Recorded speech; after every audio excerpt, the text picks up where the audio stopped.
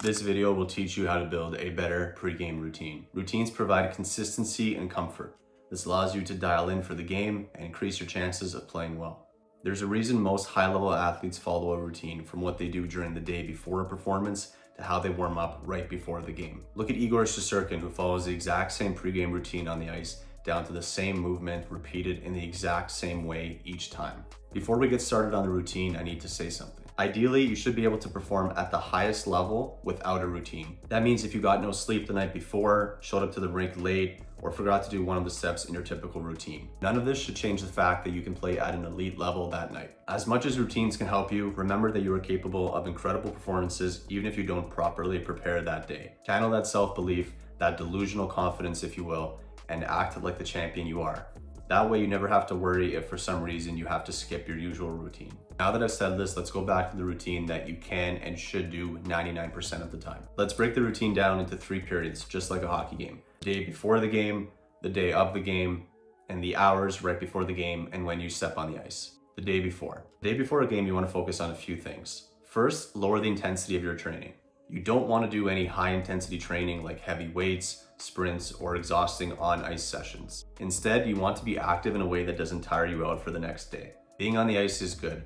Doing a light workout at the gym, like some cardio or mobility, is also fine. You just want to avoid doing anything that will force you to recover the next day when you should already be recovered for your game. We want our nervous system to be fresh when we get on the ice, so activities that stress your CNS should be avoided the day before a game if possible. Diet-wise, eat what makes you feel good. It's outside of my scope to tell you what to eat since I'm not a nutritionist, but you should understand what foods make you feel good. Things that are easy to digest are best.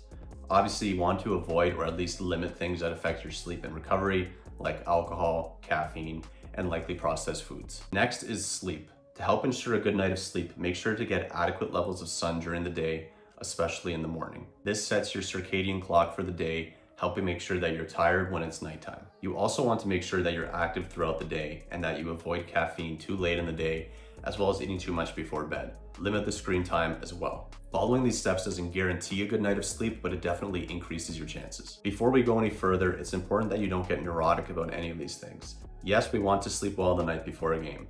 We want to avoid high intensity training the day before, but sometimes this doesn't happen. Sometimes you have a game or hard practice the day before, or you can't fall asleep, or whatever reason, something happens that affects your recovery and your preparation for the game. Sometimes you have a game or a hard practice the day before, or you just can't fall asleep. Doesn't matter. You can play well while tired if you believe that you can. Don't forget that. Now for the day of the game, and hopefully you wake up refreshed after a good night of sleep. You're going to want to get some light movement in during the day. A walk, a mobility circuit, even a morning skate are great ideas to get you ready for a game. I would also, again, limit screen time.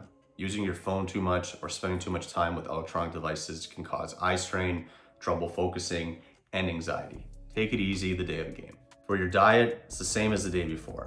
Eat foods that you can digest well. Balance meals with a lot of nutrients.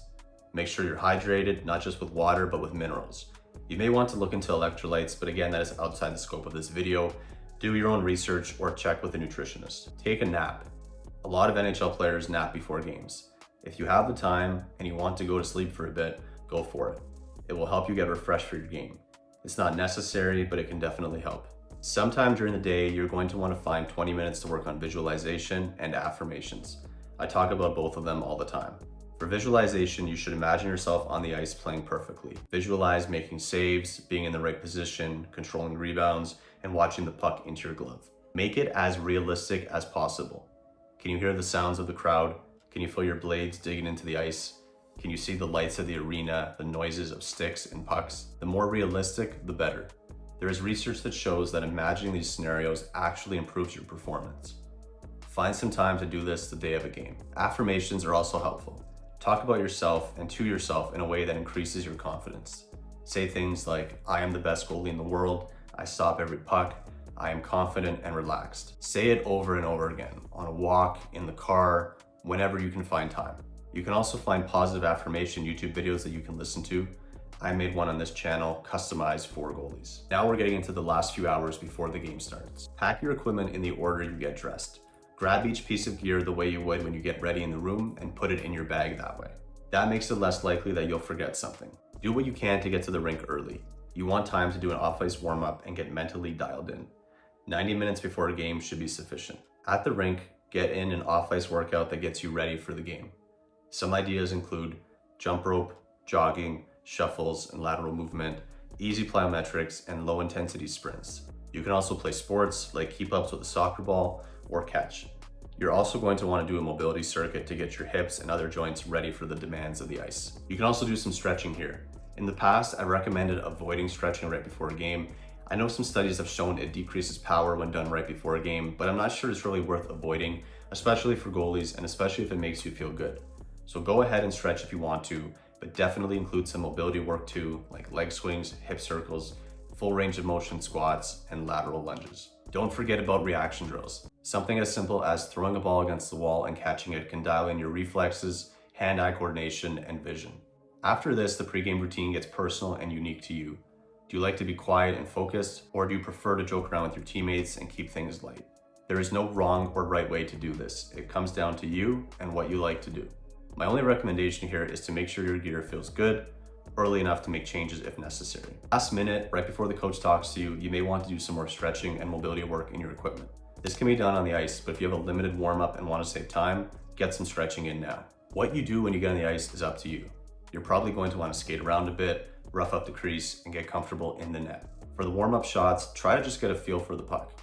Don't worry about how many pucks go in, just get your vision warmed up, make some saves, and get a good feel of the puck and get ready for the game. I do recommend some type of ritual you can follow each game. Whether it's how you drink water, which side of the boards you skate to, or tapping your posts, you'll see a lot of goalies do the same thing each time.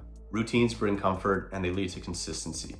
Develop your own ritual and don't be afraid to copy from other goalies or adjust it over time. And that's it. The game is about to start and you're as ready as you're ever going to be. By following a pregame routine, you've put yourself in the best position possible to play well. And remember what I said earlier, this stuff is all an ideal. But the perfect pregame routine doesn't always happen. Just know that even if your entire routine falls through, you can't sleep, you're late to the rink, whatever it is, you can still put on a great performance. Confidence and self-belief are the most important things. Thanks for watching. Don't forget to visit our website, goaliestrength.com, link below in the description of this video. We also have a free goalie guide called 10 Ways to Be a Better Goalie. You can get that again in the description of this video below. Thank you for watching. I will see you in the next video.